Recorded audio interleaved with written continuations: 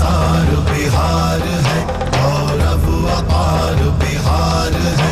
ये धरती महावीर बुद्ध की, स्वतंत्रता के युद्ध की, ये राजनीति की शुद्धि की, जय प्रकाश की हुंकार है, गौरव अपार बिहार है, गंगा की धार बिहार है।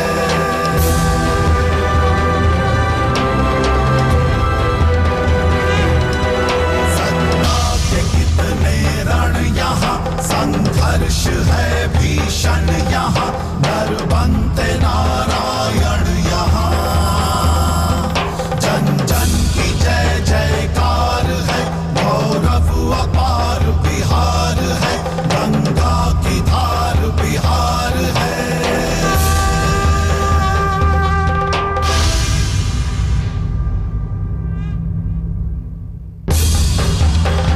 अब तक आपने देखा जयप्रकाश नारायण के संपूर्ण क्रांति की पुकार पाटलिपुत्र की धरती से समूचे हिंदुस्तान में गूंज चुकी थी।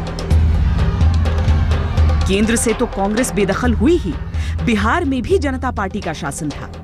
लेकिन सत्ता हासिल करने के बाद जनता पार्टी के भीतर भी दरारें दिखने लगी थी। 2 साल से कम वक्त में ही कर्पूरी ठाकुर की जगह रामसुंदर दास को बिहार का मुख्यमंत्री बना दिया गया था।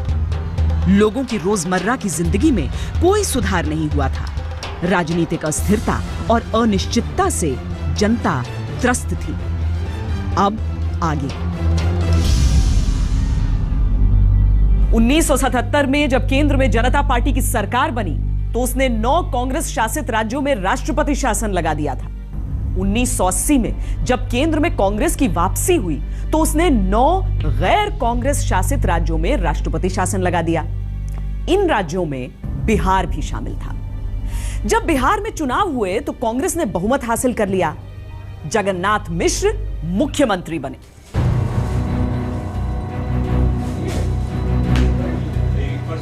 कांग्रेस ने वापसी तो कर ली, लेकिन नेताओं के बीच वर्चस्व की खुली लड़ाई थी। जगन्नाथ मिश्र पर यह आरोप लगते कि वो सरकार को अपनी जागीर की तरह चला रहे हैं। और जब मार्च 1983 में उन्होंने बगैर आला कमान की मंजूरी के अचानक अपने मंत्रिमंडल से 11 मंत्रियों को हटा दिया तो खूब हाय तौबा मची। लेकिन जगन्नाथ मिश्रा खुद चूंकि कहना चाहिए कि मनी पावर और दूसरे अपने उनके पास पावर था और वो कई मामलों में अपनी ललित बाबू की जैसे कहना चाहिए कि विरासत में उनको मिला था, तो इसलिए वो अपने ढंग से राजनीति करना चाहते थे। और यहाँ भागवत आजाद और दूसरे कई ऐसे नेता थे जिनसे उनके अपने अलग मतभेद थे, इसलिए उन्होंने अपने बल पर अपना वर्चस्व स्थापित करने के लिए कि अपने ढंग से वो काम कर सके, इसलिए उन्होंने लोगों के इस्तीफे लिए। 5 महीने बाद जगन्नाथ मिश्र को हटाकर उनकी जगह चंद्रशेखर सिंह को सीएम बना दिया गया। लेकिन राज्य कांग्रेस में मनमुटाव कम नहीं हुआ।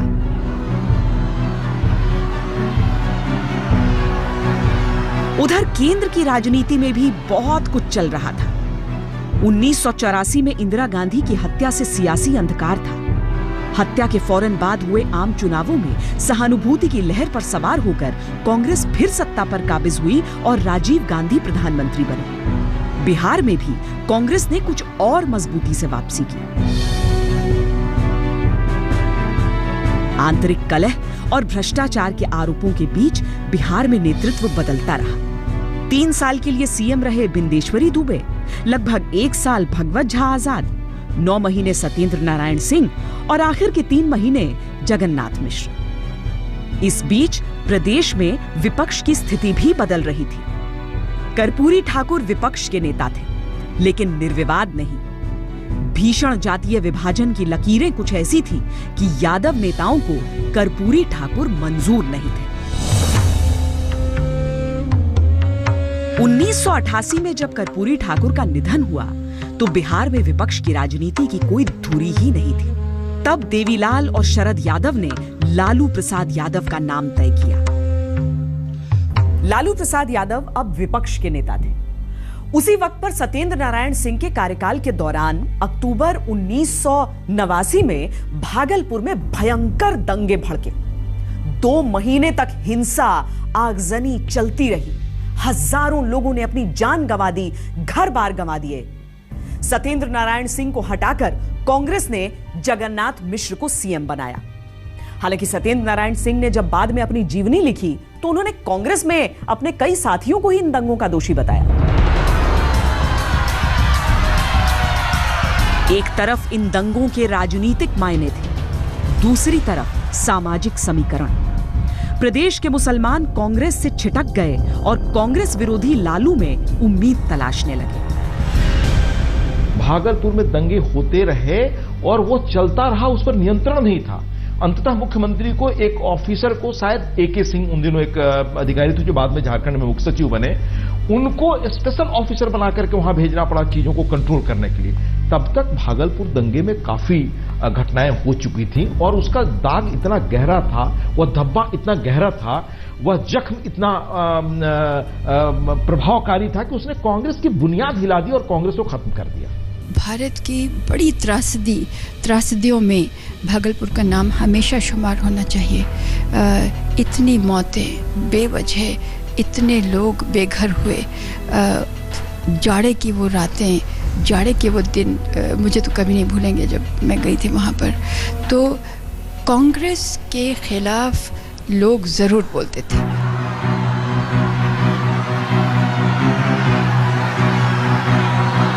केंद्र में एक बार फिर कांग्रेस सत्ता से बेदखल हो गई। जनता पार्टी के नेतृत्व में नेशनल फ्रंट की सरकार बनी और वीपी सिंह प्रधानमंत्री। पीएम बनते ही उन्होंने मंडल कमीशन के आरक्षण संबंधित सिफारिशों को लागू करने का फैसला कर लिया। देश में मानो आग लग गई।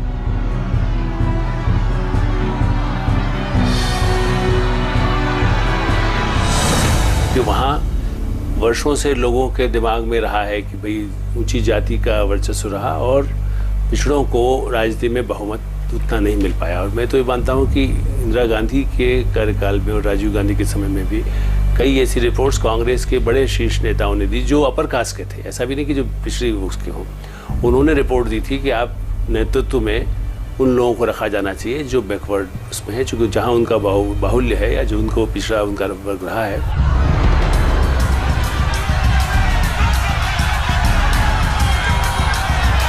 बिहार ने इस दौर में अगड़ी और पिछड़ी जातियों के बीच भीषण खूनी संघर्ष देखा। यूं तो 72 के बाद से ही पिछड़ी जाति के विधायकों की संख्या बिहार विधानसभा में बढ़ने लगी थी, लेकिन 1990 में पहली दफा पिछड़ी जाति के विधायकों की संख्या अगड़ी जाति के विधायकों से अधिक हो गई। 121 सीटों के साथ जनता दल सबसे बड़े दल के रूप में उभरा तो कांग्रेस सिमट गई 71 सीटों पर। सीएम उम्मीदवार के तौर पर लालू यादव तत्कालीन उप प्रधानमंत्री देवीलाल के पसंद थे। वीपी सिंह रामसुंदर दास का समर्थन कर रहे थे तो चंद्रशेखर की पसंद थे रघुनाथ झा। उस वक्त लालू प्रसाद यादव की छवि कद्दावर नेता की नहीं थी, बल्कि उन्हें हंसी मजाक के लिए जाना जाता था। ये सब अनऑथराइज मीटिंग है, ऑथराइज मीटिंग बात अरे बाप रे, रोज हमारा ले जाता है हमसे। आगे से हम लोग रॉयल्टी लेंगे आप लोग। पर विधायक दल के नेता का चुनाव हुआ तो नीतीश कुमार, जगदानंद सिंह सरीखे युवा विधायकों की टोली उनके समर्थन में रही। लालू को 58 वोट मिले, रामसुंदर दास को 54 और रघुनाथ झा को 14। विश्वनाथ प्रताप सिंह जो सबसे पॉपुलर नेता थे उस दौर में उस पार्टी के, उनका समर्थन रामसुंदर दास जी को प्राप्त था। और रामसुंदर दास जी को बहुत सारे पिछड़े वर्ग के, दलित वर्ग के और अपर कास्ट के भी बहुत सारे विधायक जो पार्टी के थे वो उनके साथ थे। लालू प्रसाद जी के साथ नीतीश कुमार जी थे, जगदानंद जी थे और बहुत सारे इस तरह के अन्य नेता थे। लेकिन लालू प्रसाद को देवीलाल का चूंकि समर्थन था दिल्ली से, और कहीं न कहीं कोई तालमेल जरूर इन लोगों के बीच बैठा खासकर देवीलाल और चंद्रशेखर का, कि चंद्रशेखर समर्थक रघुनाथ झा भी चुनाव मैदान में उतर पड़े। लालू प्रसाद सेलेक्ट होकर नहीं आए थे, बाकायदे इलेक्ट होकर आए थे, वो विधायक दल के नेता चुने गए थे। अब तक बिहार में 24 मुख्यमंत्री हो चुके थे, लेकिन श्री कृष्ण बाबू के अलावा कोई भी 5 साल पूरे नहीं कर पाया था। लालू प्रसाद यादव को तो गंभीरता से लिया भी नहीं जाता था। सबने कहा लालू ज्यादा दिन नहीं टिकेंगे। तब इंडिया टुडे ने उनका एक इंटरव्यू किया था। उनसे पूछा कि जनता दल विधायक उनकी आलोचना क्यों करते हैं। लालू यादव ने जवाब दिया, उनको चाणक्य बनने दीजिए, पाटलिपुत्र में चंद्रगुप्त मैं ही हूं। लालू की ये बात सच निकली। राजनीति के दिग्गजों के तमाम विश्लेषण धरे के धरे रह गए। वो न केवल बिहार के मुख्यमंत्री रहे, बल्कि प्रदेश और आने वाले दिनों में देश की राजनीति उनके इर्द गिर्द घूमने लगी।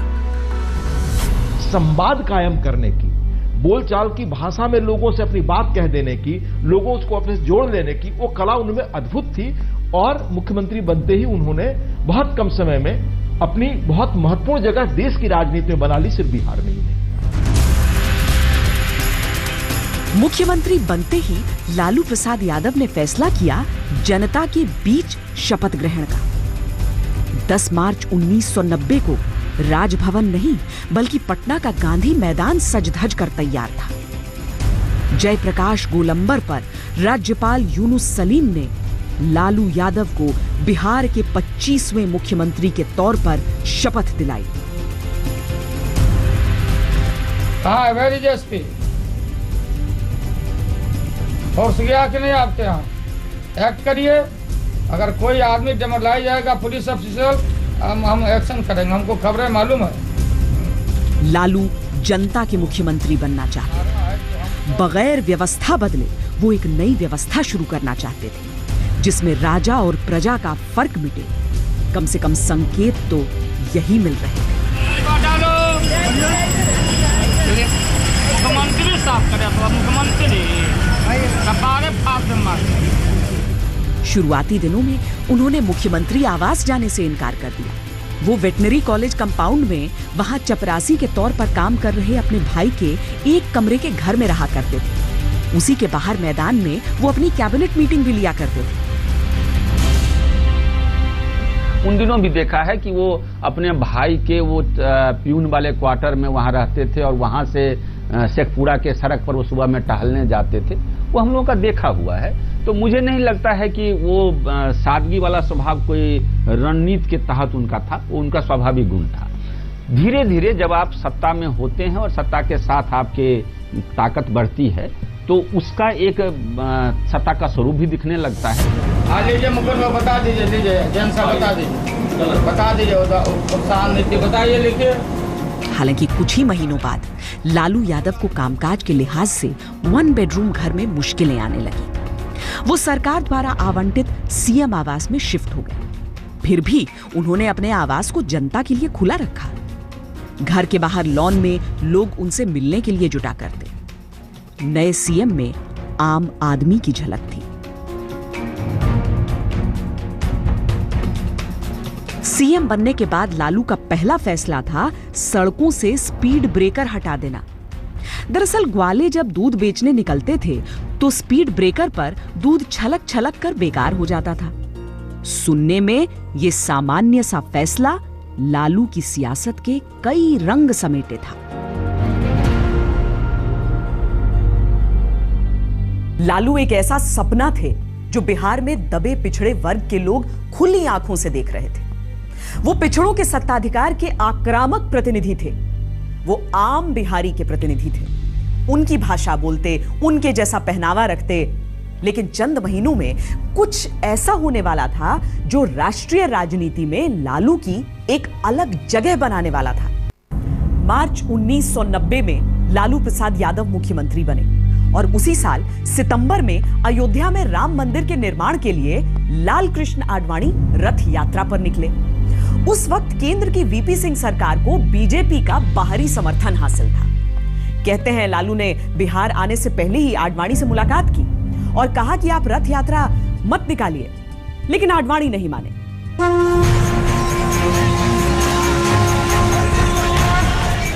आडवाणी ने धनबाद से लेकर समूचे केंद्रीय बिहार का दौरा किया। जब रथ यात्रा पटना पहुंची तो जन सैलाब उमड़ आया।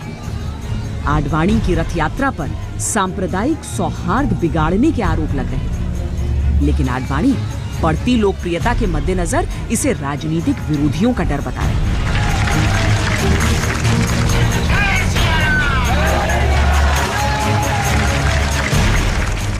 परवाह नहीं किया।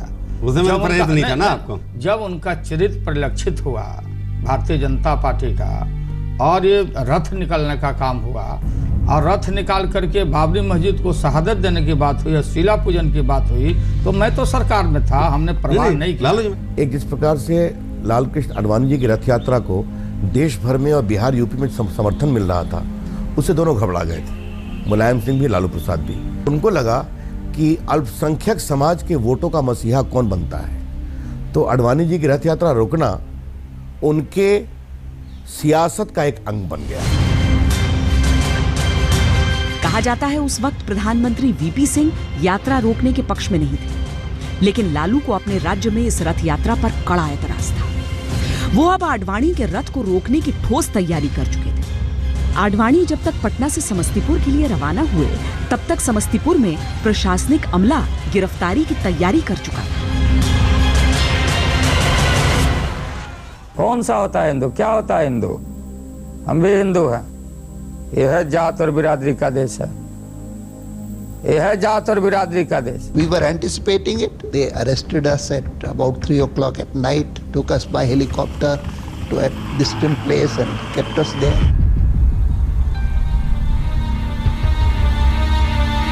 आडवाणी ने इस फैसले में वीपी सिंह की मंजूरी देखी।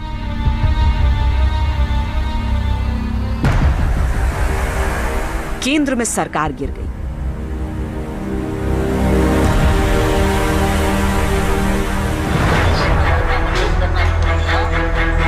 लालू यादव इस बात पर कायम रहे कि रथ रोकना उनका अपना फैसला था। 30 अक्टूबर को उन्होंने सांप्रदायिक सौहार्द बनाए रखने के लिए 12 घंटे का सांकेतिक अनशन भी किया। ये भी सच है कि इसके बाद जब देश सांप्रदायिक दंगों की आग में जला, तो लालू के शासन में बिहार पर आंच तक नहीं आई।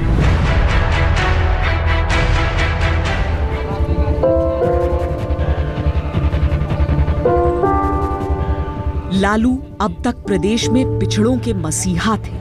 खासकर यादव समुदाय पूरी तरह उन पर मोहित था। अब इस समीकरण में मुसलमान भी जुड़ गए।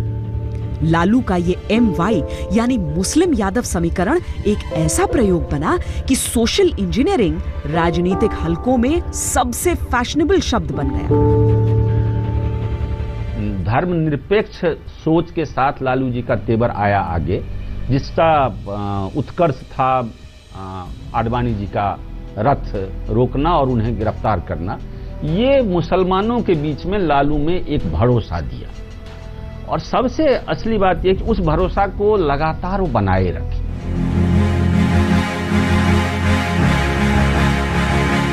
पर धीरे धीरे लालू की कार्यशैली में बदलाव आने लगा। सीएम बनने के पहले साल में उन्होंने साइकिल की सवारी की थी ताकि पेट्रोल भी बचे और गरीबों से उनका संपर्क भी बना रहे। पर अब साइकिल की जगह बुलेट प्रूफ कार ने ले ली। सरकारी आवास की आलोचना कर आलीशान मकान वो पहले ही ले चुके थे।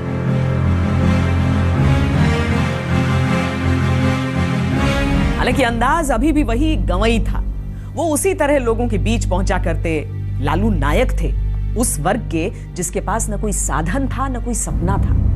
दूर दूर के गांव से लोग आकर सिर्फ सीएम आवास की परिक्रमा करके चले जाते थे। लालू के शान में गीत कविताएं लिखी जाने लगी। लालू बिहार ही नहीं समूचे देश में ब्रांड बन गए। लालू यादव जब मुख्यमंत्री बने, बहुत कुछ बदल गया। जनता दरबार लगने लगे। लोग फरियाद लेकर बड़ी संख्या में आते थे। सबका आवेदन लिया जाता था। कितने पर अमल होता था पता नहीं, लेकिन लालू के दर्शन कर लेना बहुत बड़ी बात थी। वो किसी को झिड़क देते, किसी का मजाक बना देते, किसी की बात संजीदगी से भी सुनते, लेकिन उनका अंदाज ऐसा था कि लोग मंत्र मुग्ध रहते। बिहार बिहार है। Bihar is a Bihar and Bihar is a remote control of the nation.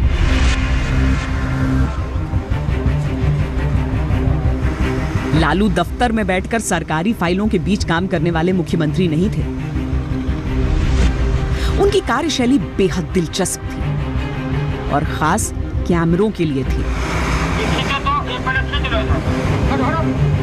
सड़कों से अतिक्रमण हटाना हो, किसी काम का निरीक्षण करना हो, तो रात रात सड़कों पर रहते थे। बाल्टी के पानी से लिया इसको धो।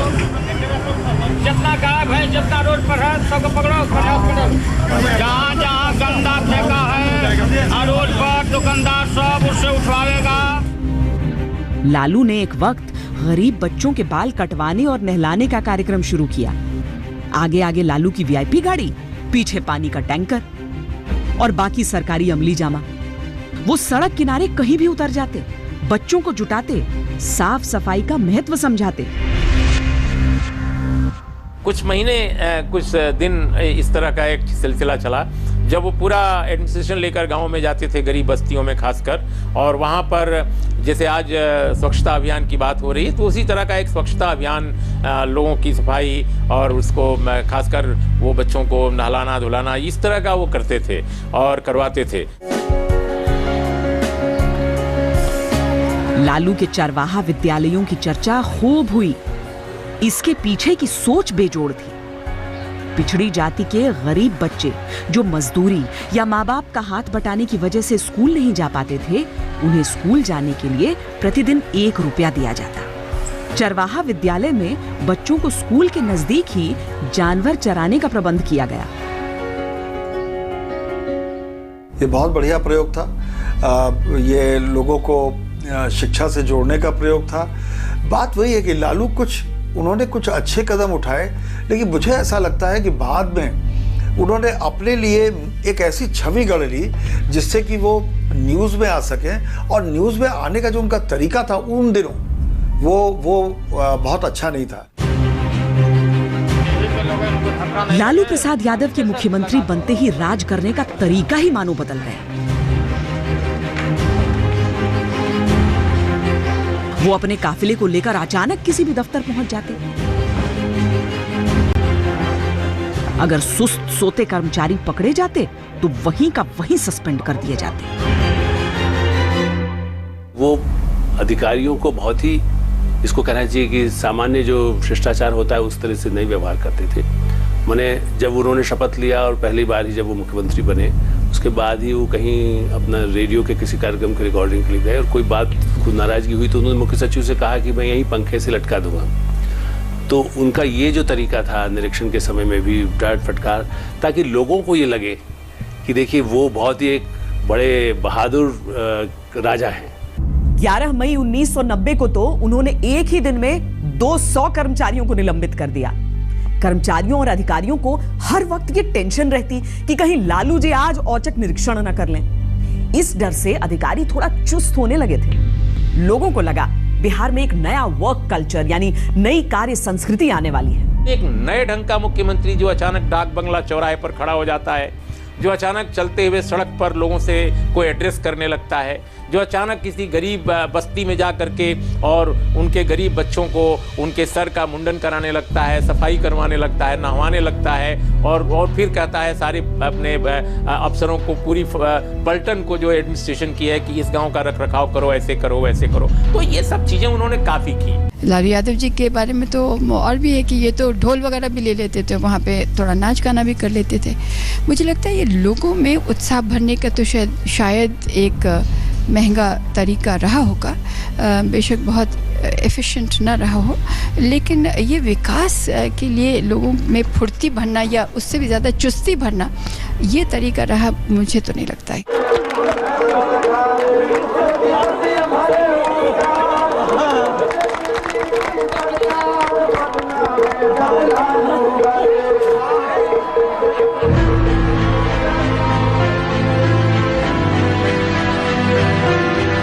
लोकप्रिय प्रयोगों और चटपटी शैली के साथ ही लालू यादव की चरण वंदना भी शुरू हो चुकी थी। किताबें लिखी गईं, कविताएं लिखी गईं। लालू को यह तारीफ रास भी खूब आती थी। 1993 में तो 8वीं के छात्रों के पाठ्यक्रम में लालू यादव की जीवनी को शामिल कर दिया गया। ऐसा पहली बार हुआ कि किसी जीवित मुख्यमंत्री की जीवनी पाठ्य पुस्तक में शामिल हो गई। आज आ जाओ।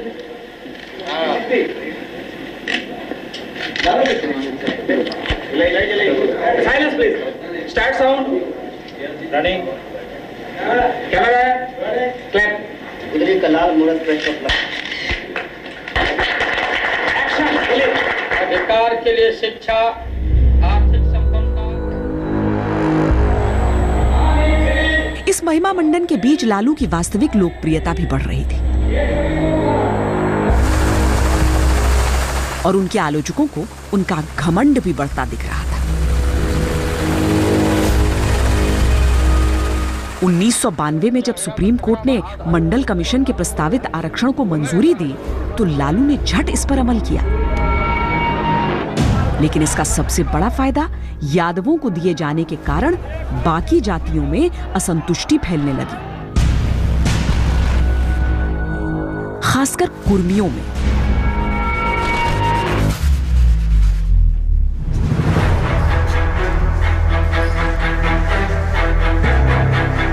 नीतीश कुमार बिहार के सबसे बड़े कुर्मी नेता थे। लगभग 1 साल तक उन्होंने लालू को खुलकर चुनौती नहीं दी, लेकिन सरकार में रहते हुए सरकार की आलोचना शुरू कर दी। फरवरी 1994 में गांधी मैदान में कुर्मी चेतना रैली का आयोजन हुआ। यूं तो ये रैली सुबह से शुरू हो गई, लेकिन नीतीश कुमार जाने या न जाने के संशय में घंटों फंसे रहे। आखिरकार दोपहर 3 बजे वो गांधी मैदान पहुंच ही गए। ये सपना मत देखो कि लालू प्रसाद जी से हम ध्यान हटा के दूसरी तरफ ध्यान ले लें। हमारा ध्यान एक है, जैसे अर्जुन की निगाह मछली की आंख पर थी, उसी तरह से हमारी निगाह जितना मन करे बोलता रहे, हमको कोई परवाह। ये उनकी बगावत का औपचारिक ऐलान था। हालांकि इस मुद्दे पर नीतीश को पार्टी के भीतर खास समर्थन नहीं मिला। 2 महीने बाद उन्होंने जॉर्ज फर्नांडिस के साथ पार्टी छोड़कर जनता दल जॉर्ज का गठन कर लिया। चंद और नेता साथ आए तो अक्टूबर 1994 में पार्टी का नाम समता पार्टी कर दिया गया। अगले साल विधानसभा चुनाव होने थे और समता पार्टी लालू को मजबूत चुनौती देने के लिए तैयारी करने लगी। 1995 विधानसभा चुनाव प्रचार के दौरान नीतीश कुमार ने आर्थिक विकास का मुद्दा उठाया, भूखे पेट भरने की बात की। लालू यादव ऐसी कोई बात नहीं करते थे, वो सैद्धांतिक बातें करते थे, स्वाभिमान और स्वर की बातें करते थे, डरे सहमे दिमाग और पिछड़ों के गुस्से को हवा देते। लोगों ने दिल से सोचा, भावनाएं जीत गईं, लालू बहुमत से सत्ता में लौट आए।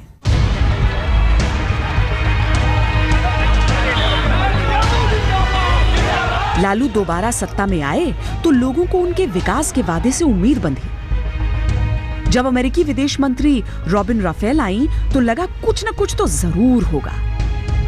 उद्योगपतियों से बैठकें शुरू हुई, लालू सिंगापुर, थाईलैंड की उड़ान भरने लगे, सत्तू अचार बांधकर अमेरिका भी हो आए। पटना में निवेश के लिए प्रवासी बिहारियों को पटना लेकर आए, लेकिन हर वादा कागजी रहा। देखिए, लालू प्रसाद जी के पूरे स्वभाव में विकास नहीं है और वो शायद ईमानदारी से समझते थे कि विकास पढ़ाई शिक्षा से कुछ नहीं होता है। खौफ रखो, जात का कॉम्बिनेशन रखो, भ्रष्ट लोगों को प्रमोट करो, खजाने भरो। आप देखिए उस समय का जो पूरा समय आता है, याद करिए उनके परिवार से जुड़े हुए लोग, वो खौफ, वो डर, विकास प्रमुखता में नहीं है। लालू जी इसको मानते थे कि विकास से वोट नहीं मिलता है। अब बाद में उनको उसके लिए कीमत भी अदा करनी पड़ी। आर्थिक मोर्चे पर, जो अन्य प्रशासनिक मोर्चे पर, जो अन्य जो बड़े काम हो सकते थे, उन क्षेत्रों में उन्होंने जो उनको काम आगे करना था वो नहीं वो कर सके।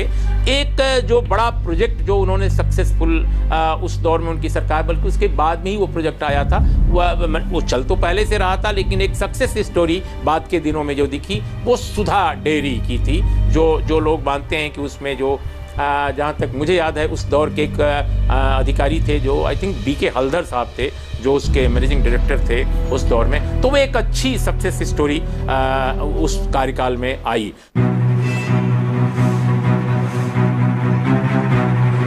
उदारीकरण के दौर में बिहार निवेश के मामले में सबसे पिछड़ा प्रदेश रहा। विकास के मामले में भी मानो रिवर्स गियर लग गया। प्रदेश के निचले तबके का सामाजिक सशक्तिकरण लालू की सबसे बड़ी उपलब्धि रही। लेकिन इस सशक्तिकरण में संतुलन नहीं था। साथ ही सत्ता के हर बीतते साल के साथ सत्ता का मद भी बढ़ता जा रहा था। लालू के 2 साले सुभाष और साधु यादव मानो एक समानांतर सरकार चला रहे थे। हमारे घर पर सर्च भी किया तो 0 दिया। सर्च किया ना भाई।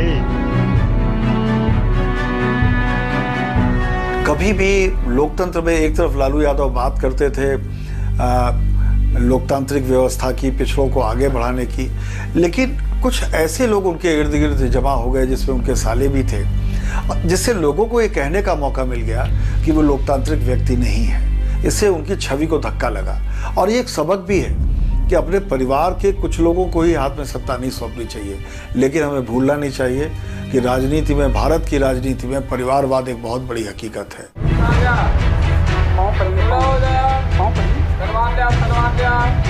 लालू आलोचना से बेपरवाह थे। उनके ठेठ अंदाज से केवल बिहार में भीड़ नहीं जुटती थी, वो तो दिल्ली की मीडिया के डार्लिंग बन चुके थे। कभी 7 बेटियों और 2 बेटों के भरे पूरे परिवार को लालू शान से पेश करते। ये वाजपेयी जी हैं, ये देवगौड़ा जी हैं, देखो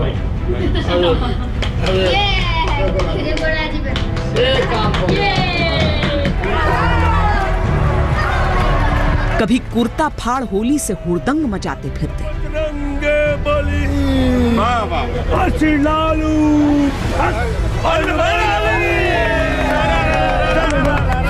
मीरगंज में मिल चला है डोंगा बड़ा भारी, काली बाबू मिल चलाया डोंगा गया खाली जी।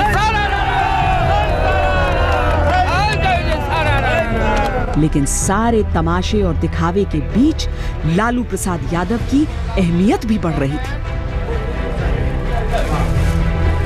29 जनवरी 1996 को एसआर बोम्मई ने जनता दल अध्यक्ष के पद से इस्तीफा दिया तो लालू प्रसाद यादव जनता दल के अध्यक्ष बनाए गए।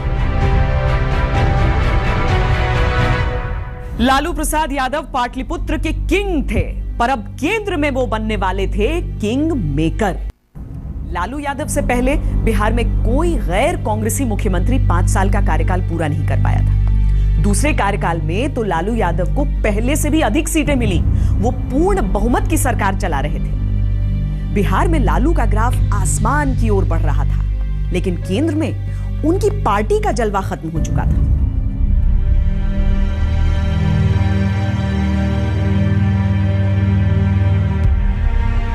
उन्नीस 1991 में ही कांग्रेस की वापसी हो गई थी। हालांकि 1996 आते आते एक बार फिर खिचड़ी स्थिति पैदा हो गई। अटल बिहारी वाजपेयी की अगुवाई में एनडीए की सरकार बनी, लेकिन आंकड़ों के अभाव में 13 दिन में ही गिर गई। इसके बाद गैर कांग्रेसी, गैर एनडीए पार्टियां एक साथ यूनाइटेड फ्रंट के रूप में साथ आईं। यूनाइटेड फ्रंट में सबसे अधिक सीटें अगर किसी एक पार्टी की थी तो जनता दल। 46 सीटों के दम पर पीएम इसी पार्टी से आना था। एक तो लालू पार्टी के अध्यक्ष थे, उस पर 46 में से जनता दल को सबसे अधिक 22 सीटें बिहार से मिली थी, जहां लालू सीएम थे। लालू चाहते तो पीएम बन सकते थे, लेकिन उन्होंने चुना कर्नाटक के तत्कालीन मुख्यमंत्री एचडी देवेगौड़ा को। प्रधानमंत्री क्या बनेंगे? नहीं, हम नहीं है इसमें। I am the king maker.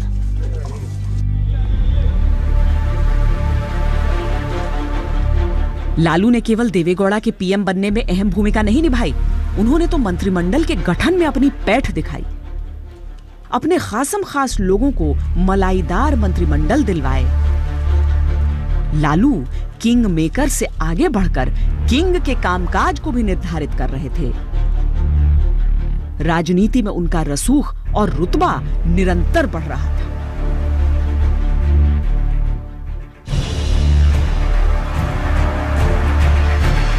लेकिन जिस दौर में लालू यादव का दबदबा शिखर पर था, जिस दौर में उनकी शख्सियत आसमानी हो रही थी, उसी दौर में उनके ही बिहार की भूमि पर एक बड़ा विवाद जन्म ले रहा था। हर ओर अब चारा घोटाले की सुगबुगाहट शुरू हो चुकी थी और फुसफुसाहट लालू के नाम की भी थी। बिल्कुल ये सब बेबुनियाद मनगढ़ंत बातें हैं और ये सब चाल चलने नहीं दिया जाएगा लोगों को। करीब 1000 करोड़ के इस घोटाले का संबंध पशुपालन विभाग से था। लालू के भाई इसी विभाग में चपरासी थे। लालू शुरू से ही वेटनरी कॉलेज कंपाउंड में रहा करते थे, इसीलिए ये उनका जाना पहचाना विभाग था। लोगों का लक्ष्य एकमात्र था कि लालू यादव हट जाए, लालू यादव जेल चला जाए। हम जेल जाने को आज भी तैयार हैं। हमको जेल ले जाना चाहते ले जाएं। लालू की मुश्किल तब और बढ़ गई जब उनके छात्र आंदोलन के साथी शिवानंद तिवारी, सुशील मोदी, रविशंकर प्रसाद चारा घोटाले को लेकर मुखर हो गए और मामले को लेकर हाईकोर्ट का दरवाजा खटखटा दिया।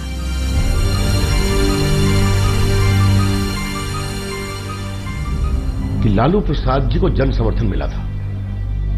वो गरीबों की आवाज बन करके आए थे। वो गरीबों की आवाज, परिवार की आवाज बन गई, वो छोड़िए अलग बात है।